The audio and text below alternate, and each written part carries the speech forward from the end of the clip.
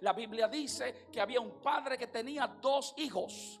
Y no menciona a la madre de los hijos y tampoco menciona las edades de los hijos, pero sí señala que había un padre que aparentemente estaba bien posicionado en términos financieros. Parecía que era próspero, tenía prosperidad financiera, pero todo el texto me dice que había crisis a lo interno de la casa. Primero, porque no se menciona a la madre de los hijos. Segundo, porque Jesús dice que el menor de los 2 hijos lo abordó sin ningún tipo de pena y le dijo: dame lo mío que me voy. Si usted nota como de inmediato Jesús transiciona en el verso 11, él dice también dijo. Ese también dijo es un enlace de lo que venía diciendo anteriormente respecto a la moneda perdida y a la oveja perdida. Y dice también dijo lo siguiente: un hombre tenía 2 hijos. Note que no se habla de que tenía 2 hijos y se le agregan adjetivos emocionales como que lo amaban, que lo valoraban, no se menciona nada, solo dice tenía 2 hijos. Y era una relación aparentemente fría, una relación donde no había calor. De ese tipo de relación de la que están padeciendo la mayoría de los hogares de este tiempo, donde aparentemente solo son hijos pero no hay nada más en la casa, donde son parejas pero no hay nada más que ser pareja. Este era un papá que tenía 2 hijos. Qué bueno, quiero invitarles, y la Biblia, a acompañarme en el Evangelio de Lucas capítulo 15. Gloria al nombre del Señor. Cuando tengan Lucas en el capítulo 15, como sea la costumbre en este lugar. Muy bien, veo que se ponen de pie, así lo hacemos nosotros también. Vamos a hacerlo, vamos a la palabra de Dios, vamos a trabajar hoy. Esto es lo mejor que hay en un culto, la palabra de Dios, ¿ok? Aquí está la bendición. Cuando tenga Lucas capítulo 15, me acompaña al verso 11. Lucas capítulo 15, verso 11. Si tiene un compañero, hermano, amigo a su lado, permítale por favor que lea la palabra de Dios. Dice así la palabra de Dios en Lucas 15, verso 11. También dijo: un hombre tenía 2 hijos, y el menor de ellos dijo a su padre: Padre, dame la parte de los bienes que me corresponde, y les repartió los bienes. Ahora en esa misma porción quiero que vuele, que brinque al verso 24. Vamos hasta el versículo 24. Cuando tenga el versículo 24, allí encontrará que dice: porque mi hijo muerto era y ha revivido, se había perdido y es hallado, y comenzaron a regocijarse. Lo dice así en su Biblia, le doy tiempo. Estoy en el capítulo 15, verso 24 de Lucas. Dice: porque mi hijo muerto era y ha revivido, se había perdido y es hallado, y comenzaron a regocijarse. Tome su asiento en la presencia del Señor. Alabado sea Dios. Quiero hablar unos minutos con la ayuda del Señor bajo el tema el Padre pródigo. El Padre pródigo. Yo quiero que usted busque el encabezado que está en esta porción de la palabra de Dios, en el verso 11. Y en su Biblia, si usa la Reina Valera 1960, dice: parábola del hijo pródigo. Y así nos han enseñado durante muchos años, el hijo pródigo. Pero voy a hablarles del padre pródigo, y esto lo voy a hacer para mostrarle otra perspectiva de esta enseñanza. Porque la palabra pródigo no solo implica derrochar, sino que también implica ser abundante en lo que tú haces. Por lo tanto, desde que escuchamos el término el papá o el padre pródigo, nuestra mente tiende a cuestionar, pero no es la parábola del hijo pródigo. Vamos a ver una versión de esta parábola en el contexto donde Jesús enseña esto. Y para la iglesia no es un secreto que Jesús era un maestro enseñando. Él era un rabí. Él tenía una forma de enseñar la palabra que la gente podía entender lo que hablaba. Recuerdan una ocasión que decían: pero es que él enseña como quien tiene autoridad. Y él enseñaba de una manera que la gente podía comprender la palabra de Dios. Esta es una campaña donde estamos hablando de salvación, de gracia y de restauración. Y creo que hay pocos pasajes del Nuevo Testamento donde podamos encontrar estos tres elementos insertados en el espíritu del texto. Y es importante comprender el ambiente donde se da la enseñanza. A algunos les gusta decir el contexto de la enseñanza, el ambiente textual donde se da la enseñanza de esto que hemos conocido como el hijo pródigo, y que yo quiero hablarles del padre pródigo. Es la siguiente: Jesús está hablando a fariseos y a escribas. Eran legalistas, eran gente de la ley, gente que eran riguroso en la observación del ritual de la ley que había sido revelado por Dios a Israel por medio de Moisés. Particularmente el capítulo 15 aborda tres parábolas que son ricas en estos tres conceptos de la Biblia: salvación, gracia y restauración. Solo el capítulo 15 aborda tres parábolas. La primera es la oveja perdida, la segunda es la parábola de la moneda perdida, y ahora a partir del verso 15 Jesús aborda otra enseñanza, pero en esta ocasión va al interior de un hogar. Jesús nos invita a escudriñar una casa donde había conflictos, habían dilemas a lo interno de un hogar de las orillas de Nazaret en Galilea. Y para entender esto tendremos que preguntarnos cómo es posible que la gente vea hoy como normal lo que en aquel momento era una ofensa grave. La Biblia dice que había un padre que tenía dos hijos, y no menciona a la madre de los hijos y tampoco menciona las edades de los hijos, pero sí señala que había un padre que aparentemente estaba bien posicionado en términos financieros. Parecía que era próspero, tenía prosperidad financiera, pero todo el texto me dice que había crisis a lo interno de la casa. Primero, porque no se menciona a la madre de los hijos. Segundo, porque Jesús dice que el menor de los dos hijos lo abordó sin ningún tipo de pena y le dijo: dame lo mío que me voy. Si usted nota como de inmediato Jesús transiciona en el verso 11, él dice también dijo. Ese también dijo es un enlace de lo que venía diciendo anteriormente respecto a la moneda perdida y a la oveja perdida. Y dice también dijo lo siguiente: un hombre tenía dos hijos. Note que no se habla de que tenía dos hijos y se le agregan adjetivos emocionales como que lo amaban, que lo valoraban, no se menciona nada, solo dice tenía dos hijos. Era una relación aparentemente fría, una relación donde no había calor. De ese tipo de relación de la que están padeciendo la mayoría de los hogares de este tiempo, donde aparentemente solo son hijos pero no hay nada más en la casa, donde son parejas pero no hay nada más que ser pareja. Este era un papá que tenía dos hijos. Y la Biblia dice, Jesús de entrada, que el menor de ellos dijo a su padre. Por favor, permítanme unos segundos para llevarlo a esta conversación. Dos hijos. La cultura judía impedía y sentenciaba que el hijo menor heredara por encima del mayor. Yo sé que usted sabe eso. Lo que probablemente desconoce era el nivel de ofensa social que representaba para el papá que el hijo le pidiera la herencia, porque no solamente era pedirle dinero. En el lenguaje judío de aquella era, cuando el hijo menor le pidió la herencia al papá, detrás de pedirle la herencia le estaba diciendo: quiero que te mueras.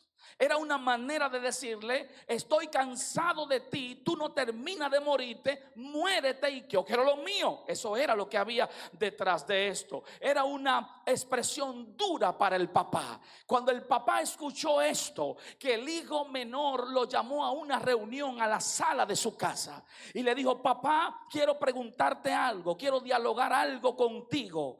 El ambiente frío de la relación me permite suponer que el papá se emocionó. Mi hijo quiere hablar conmigo. Probablemente vamos a solucionar algunos problemas. Probablemente vamos a abordar el problemilla que hay entre él y su hermano mayor. Porque aunque no tengo todo el tiempo para explorar esta rica enseñanza, el texto me permite entender que había problema entre los dos hermanos.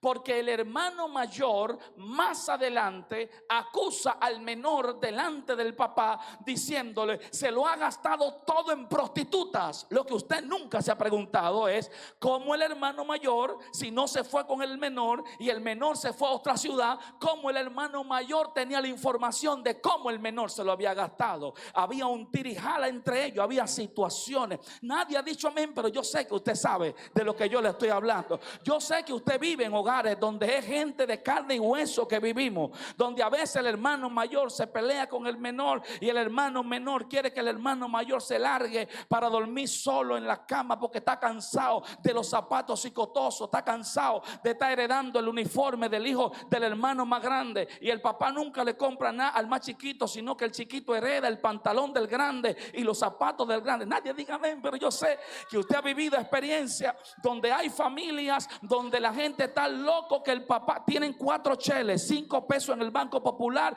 1,270 en APAP y tienen 300 guardados en el reserva, y el papá lo tiene guardado porque él dice: si estos muchachos se dan cuenta de que yo tengo 3,420 pesos guardados, me hacen un lío, hasta me envenenan. No dígame, pero yo sé que la gente sabe que hay una generación ahora mismo que si te tiene que envenenar por 500 pesos o más, hay casos donde hijos han mandado a matar a papá por 5,000 o 6,000 pesos. Usted sabe de familia que se jalan machetes, se jalan pistolas por la herencia. Que mamá ni mamá y que papá ni papá. A mí no me hablen, yo lo que quiero es mi cuarto. Ese hermano menor estaba en el espíritu de dame lo mío, y en ese dame lo mío llamó a su papá. El texto no dice la edad del papá, pero a mí me parece que puedo suponer, me puedo dar la licencia de suponer que era un hombre de edad mediana hacia arriba. Puedo pensar en un hombre de 50 años, puedo pensar. Y papá se emociona, alabado sea Dios.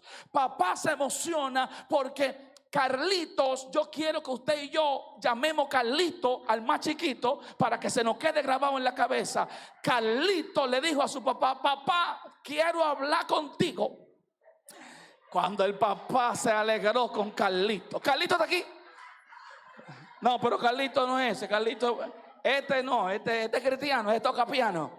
Bueno, cuando Carlito le dijo a su papá: tenemos que hablar tú y yo, el papá se emociona porque él cree que el muchacho le va a dar buenas nuevas. Le va a decir: qué bueno que puedo hablar contigo, qué bueno que puedo conversar con mi papá. Probablemente el papá pensó: este muchacho seguro está enamorado, o tiene un plan, o tiene un proyecto, o se ha metido en un plan de ahorro, algo bueno viene. Pero el muchacho, sin mediar palabras, observe que el texto no dice que ni le saludó. Sencillamente el menor de ellos le dijo a su papá: papá, dame lo mío, dame la parte de los bienes que a mí me corresponde. Y para poder avanzar, notamos que no dice que lo consultó con su hermano mayor, no dice que lo consultó con su mamá, no preguntó si era factible en ese momento dividir la herencia, no se preocupó por los sentimientos de su papá,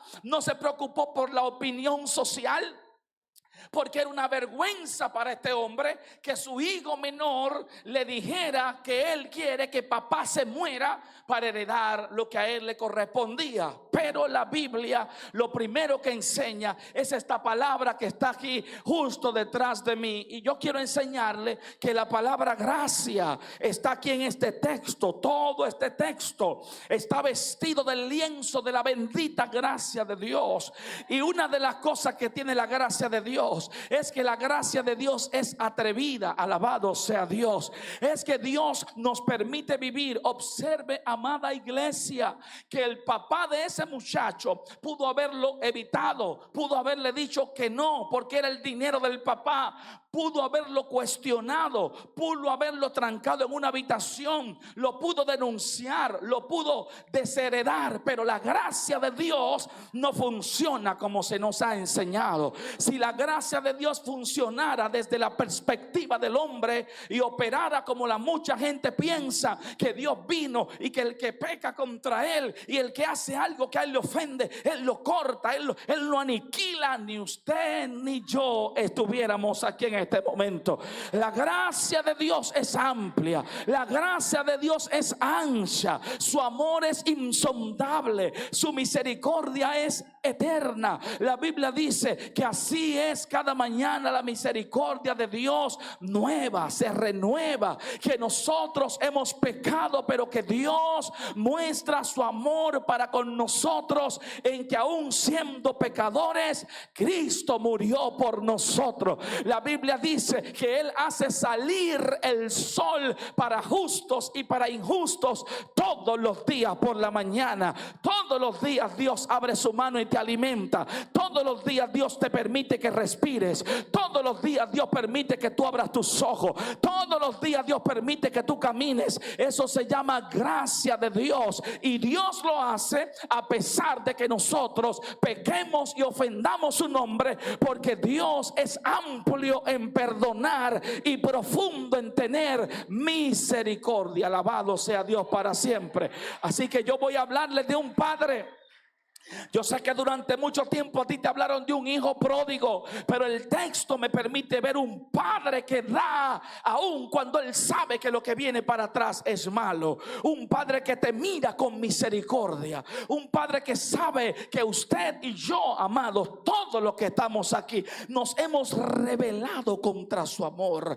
Pero sin embargo, alabado sea Dios, todos los días Él está pendiente de ti, pendiente de tu casa, pendiente de que tú necesitas algo. Dios es un padre de misericordia, y este papá pudo haber hecho lo contrario y haberle dicho a ese joven: no te voy a dar nada, pero la Biblia dice que el padre le dio lo que le correspondía. Gloria a Dios.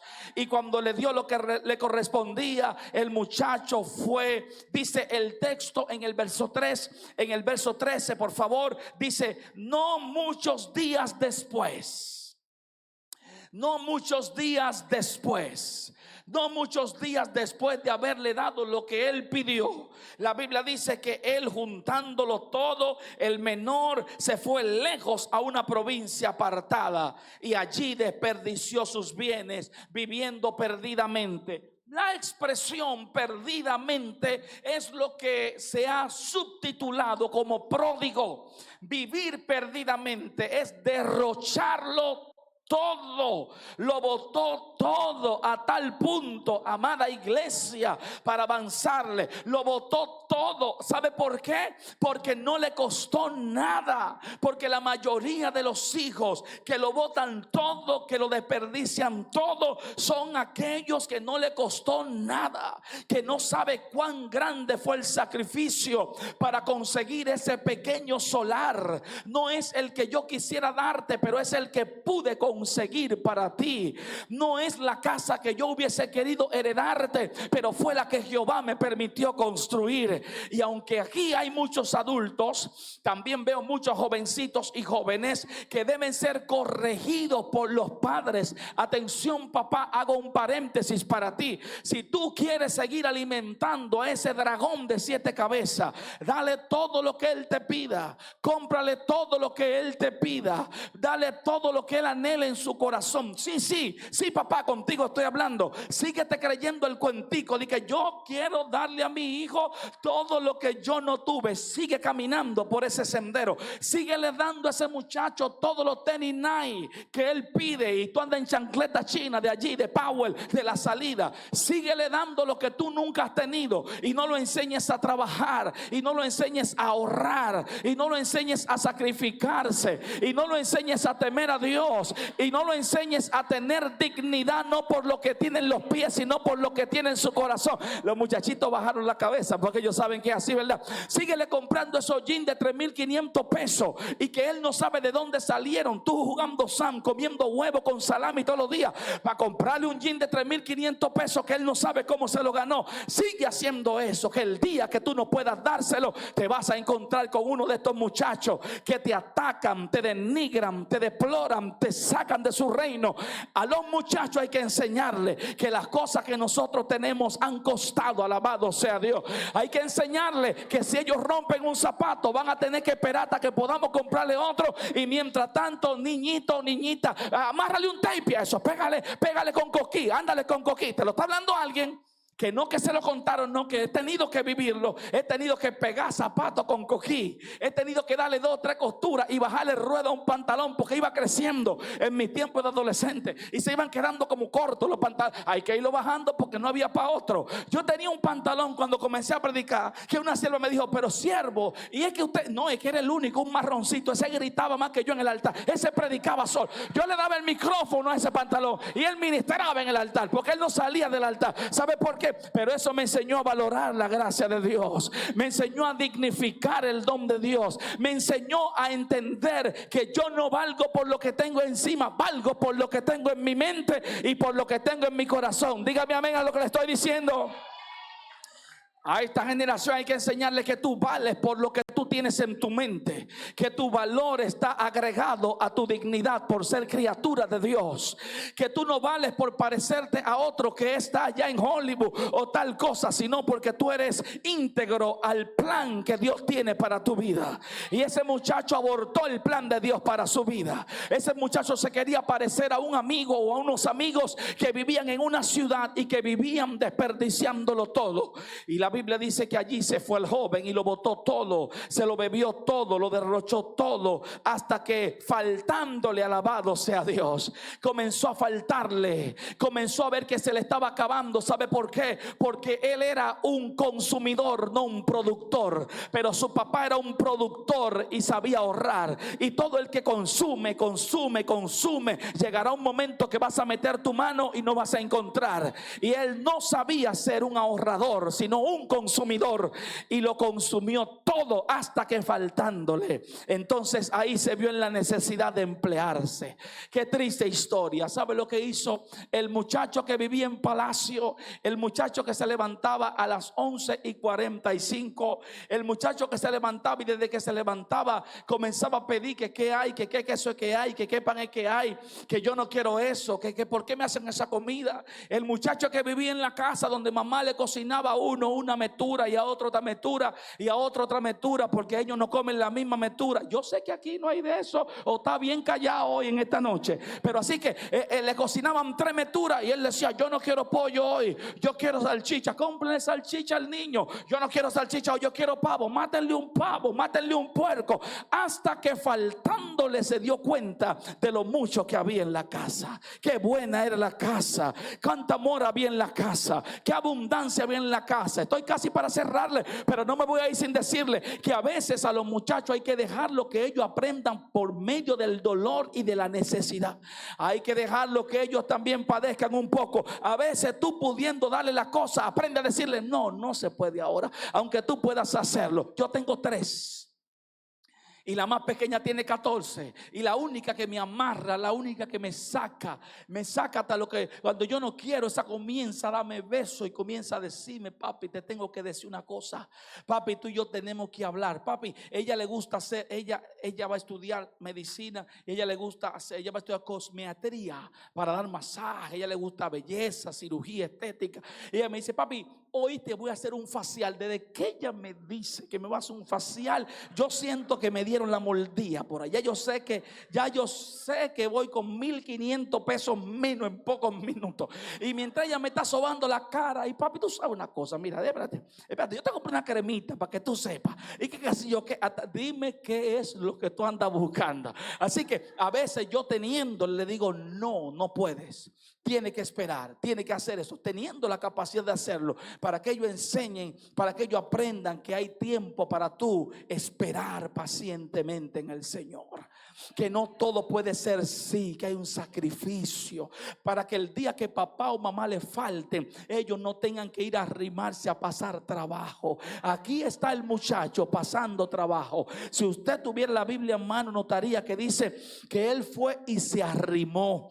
Esta es una generación que no sabe de arrimarse, pero la generación de mi mamá, ay, aquí yo veo 4 caras que son de esa generación, de 60 para allá. La mayoría en algún momento vivió arrimado.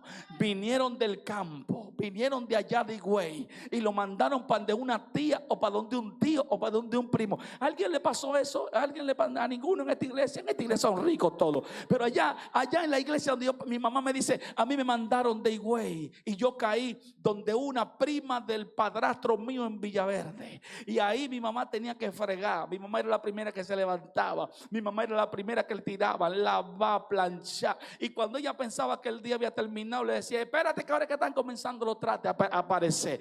Porque el arrimado coge todos los golpes, todos los palos, todos los boches, se le pega al arrimado. Así que si tú no quieres vivir como un arrimado algún día, tú tienes que aprender a administrarte correctamente, a entender que hay tiempos donde nosotros tenemos que ser sabios. Diga conmigo sabio, diga sabio. Y este joven no fue sabio, sino que fue imprudente y lo derrochó todo. Y ahora, después de tenerlo todo, no tiene nada. Y al no tener nada, ¿sabe dónde fue a parar? A vivir con cerdos. Vivía con cerdos y comía, y dice la Biblia que cuando tenía hambre él veía a los cerdos comer. Y no hay una cosa que coma con más gusto y con más placer y con una cosa que se le mete que esos puercos. Esos puercos comen que a usted le da envidia y dice, mira cómo está ese animal ahí comiendo. Eso saborea la comida y te mira y te echa como mofa y te dice, ven, echa para acá a comer conmigo. Así que el muchachito vio ese puerco saltándose de agarroba y él dijo, Dios mío, cuánta comida hay en la casa de mi papá, y este puerco haciéndome mueca aquí con toda esta algarroba. Cuánto quisiera yo estar en la casa de papá, pero ahora él estaba lejos. Pero dice la Biblia que cuando él se vio en esa necesidad, que nadie le daba nada, gloria a Dios, no apareció amigo, no apareció canchanchan, no apareció primo, porque eso es lo que hace la vida con aquellos que valoran más a los amigos que a papá, que cuando papá le falta y van buscando al primo, al que te sonsacó, al que te sacó de la iglesia, al que te sacó de tu familia. Cuando la vida te aprieta, tú buscas y no hay nadie a tu lado. Pero la Biblia dice que él, levantando su mirada al cielo, se acordó de papá. Alabado sea Dios. Se acordó que en casa de papá hay oportunidad. Se acordó que en casa de papá hay alimento. Gloria a Dios. Y yo sé que la mayoría de los que estamos aquí, aún los amigos, saben que en la casa de nuestro Padre Celestial hay gracia, hay perdón, hay misericordia, hay alimento, hay aceptación. ¿Habrá alguien que esté aquí que pueda decir amén en esta noche? Pero no solamente que hay pan, sino que hay abundancia de pan. Alabado sea Dios. Hay abundancia de misericordia, hay abundancia de amor. Oh, gloria al nombre del Señor. Verso 18: me levantaré, gloria a Dios. Dejaré de estar pasando vergüenza. Dejaré de estar permitiendo que el enemigo me avergüence, me tire de aquí para allá y de allá para acá. Sí, yo he pecado, sí, yo he fallado, sí, yo he cometido errores, pero los errores no son mi historia. Mi historia es más grande que mis errores. Mi propósito es más grande que este momento. Me levantaré e iré a mi Padre. Así deben hacer algunos amigos en esta noche, e inclusive algunas personas en la iglesia, que cuando se equivocan caen al piso y creen que no hay una oportunidad. Mentira del diablo. La Biblia dice que él levantó su mirada y dijo, voy a levantarme, voy a ir a casa de papá, porque donde papá yo no voy a pasar hambre. Donde papá hay abundancia de pan, alabado sea Dios. En casa de papá hay misericordia. En casa de papá hay alguien esperándome, y papá no me va a decir a mí que no. Papá me ama, papá me está esperando, papá se preocupa por mí. Alabado sea Dios. Alguien dice amén a eso. Me levantaré, oh gloria al nombre del Señor, e iré a la casa de mi Padre. Lo segundo que quiero enseñarte de la gracia es que el pecado te puede afectar, pero la gracia nunca te quita tu lugar. Observe que dice la Biblia, este era mi hijo. Aún habiéndose ido, papá no dejó de verlo como hijo, él seguía siendo hijo. Él seguía siendo hijo y seguía siendo amado. Y la Biblia dice que cuando el muchacho se levantó para ir a la casa de su padre, oh gloria a Dios, cuántos pensamientos en el proceso, cuántas cosas le llegan a la gente cuando van caminando al Padre que los va a perdonar. Yo sé, amada iglesia, que los evangélicos sabemos cómo el enemigo es experto atacándonos. ¿Qué es lo que tú te crees? Tú crees que tú vas a coger a Dios de relajo. Tú crees que Dios te ama. Tú crees que es verdad que Dios te va a perdonar, pero tú sigues caminando a la casa de tu padre. Con cada paso que tú das, el enemigo te levanta murallas, tormentos, te ataca, te acusa, te quiere hacer sentir sucio e inmerecedor, pero tú te levantas y al levantar tu vista, ahí está la gran sorpresa. Ahí se ve el padre que sale de la casa. Qué encuentro, qué episodio, qué momento. Para mí no hay nada tan trascendental como este escenario. El papá sale y mira la calle. Todos los días miraba por ese camino. Va a venir el hijo que se fue de casa, va a entrar por esa puerta, va a entrar por esa calle. Y un día salió y no lo encontró, pero volvió al otro día y salió, y volvió al otro día y salió. Y un día, una mañana, bendita mañana aquella, bendito día aquel. No sé si te olvidó, pero para mí bendita la noche aquella cuando el padre salió a mi encuentro. No lo puedo olvidar, pero cómo me voy a olvidar del día que mi padre me encontró. A mí él me encontró en una galería tirado llorando, y desde allí me marcó, me selló, me salvó, me dijo: mío eres tú, te pongo nombre nuevo. Bendita aquella noche. No sé cómo te encontró Dios a ti, pero estoy seguro que te encontró en tu pecado, perdido, descarriado, y Dios te extendió la mano y te dijo: no te avergüences, yo voy a hacer algo contigo. Yo tengo planes de bien para ti, no de mal. Yo soy el Dios que te restauro. ¿Alguien sabe de lo que le estoy hablando? Bendito el día que tus ojos se abrieron. Bendito el día que la gracia de Dios te alcanzó. ¿Dónde está la iglesia en esta noche? Bendito el día que el Espíritu Santo te salvó. Bendito el día que amaneció la gloria de Dios sobre tu vida. ¿Alguien se alegra, sí o no, por eso? Dígale a su vecino: bendito aquel día por los siglos de los siglos. Bendito el día que fue salvo. Bendito el día que el Señor me halló. A la iglesia se le olvida, la mayoría nada más están esperando jipeta y casa. Bendito el día que Dios te salvó. Bendito el día que el diablo te quitó las manos de encima. Bendito el día que te quitaron la depresión de encima. Bendito el día que el ángel abrió el libro de la vida y puso tu nombre. ¿Cómo tú te llamas? Yo no lo sé, pero te dieron un nombre y te dijeron: ese es salvo ahora. No hay condenación, ni lo alto, lo voy a repetir hasta que lo entiendas, ni lo alto, ni lo bajo, ni ángeles, ni principados, ni potestades, nada te podrá separar del amor de Dios, porque ahora eres salvo. Soy salvo y ese es mi canto. Aleluya. ¿O se le olvidó a la iglesia ese? Soy salvo, esa es mi gloria. Jesús me salva. Oh, cuán glorioso. Soy salvo. Esa es nuestra gloria, nada se compara con eso. Te lo vengo a decir: tú puedes prosperar, te puedes hacer profesional, te puedes hacer arquitecto, médico, te puedes hacer ingeniero, te puedes hacer licenciado, puedes ser empresario o embajador, te puedes hacer político, puedes hacer lo que sea, pastor, evangelista, te puedes hacer famoso, y nada se compara con el día en que tu vida fue hallada por la gracia de Dios. Se lo voy a repetir, porque la mayoría de la iglesia cree que tú hallaste a Dios. Tú no puedes hallar a Dios, porque Dios nunca ha estado perdido. Al que encontraron fue a ti. Él te halló a ti, Él te encontró a ti. Tú fuiste encontrado. El que estaba perdido era yo. A mí me hallaron cuando yo estaba perdido. Por eso yo debo decir: no me avergüenzo del evangelio, porque el evangelio es poder de Dios para salvación de todo aquel que cree. Hay 10 personas salvas en esta noche, en este lugar. ¿Por qué no levanta la mano y dice: soy salvo?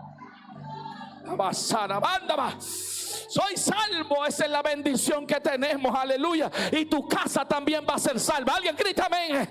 Y tus hijos van a ser salvos, y tu generación va a ser salvo, y el diablo será avergonzado. Póngase sobre sus pies, por favor, aleluya. Póngase sobre sus pies, aleluya. Y si tiene manos, levántela, dele 30 segundos de alabanza a Dios, iglesia. Agote algo de tiempo diciéndole a Dios, gracias, Dios, gracias. Gracias por la salvación. Vamos, vamos. Dele 10 segundos de gratitud a Dios, diciéndole, Padre, gracias, Padre, gracias, Padre, gracias. A su nombre.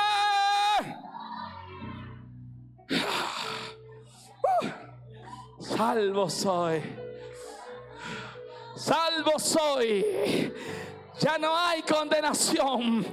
Me levantaré e iré donde mi papá. Iré donde mi papá, aleluya. Y como yo sé que yo no soy el mejor papá de este lugar, yo debo ser de los peores. Aquí hay mejores papás que yo, pero yo me pongo en la posición de este papá. Ay, amados, cuando yo le daba pela a mis hijos, yo creo que a mí me dolía más que a ellos. Yo dejé de dar pela por eso, pues yo sufría más. Yo decía, yo te voy a meter porque yo sufro más que tú. Cuando yo le metía que lo dejaba llorando, yo me iba a mi cuarto a llorar. Y la pastora iba a decir, pero ¿y qué es lo que tú tienes? Estoy grave porque azoté a mi muchacho, le metí. Y no quiero que él me oiga llorando porque me va a coger el lado flaco. Hasta que un día, como a los 11 años, le di su última pela al más grande. Que yo creo que por eso es que él se mide ahora y dice, yo estoy más grande. No sé si es por eso, ahora es por mí. Y cuando le di su última pela, Carlito, ¿sabe lo que pasó? Fui llorando. Lo abracé en la cama. Estaba en su habitación. Y sin casi poder hablar, le dije, última vez que mis manos se posan sobre ti. Nunca más te pongo la mano, aunque te lo merezca. Y él con jipío me dijo, papi, yo te amo como quiera.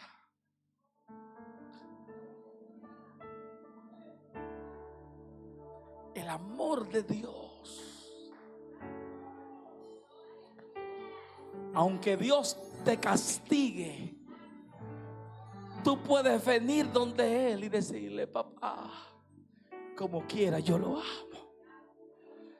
Y estoy seguro que a Dios le duele cuando sus hijos le dan la espalda y cuando Él tiene que azotarte. Pero ¿sabe qué? Que la Biblia dice,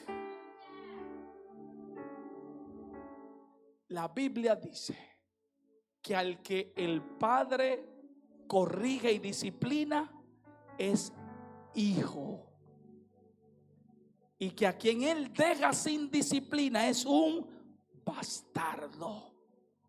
¿Qué tú quieres ser? ¿Quieres ser hijo? ¿Quieres ver a un Dios que sale a su encuentro? Y como en el verso 24, hagamos fiesta. Hagamos fiesta.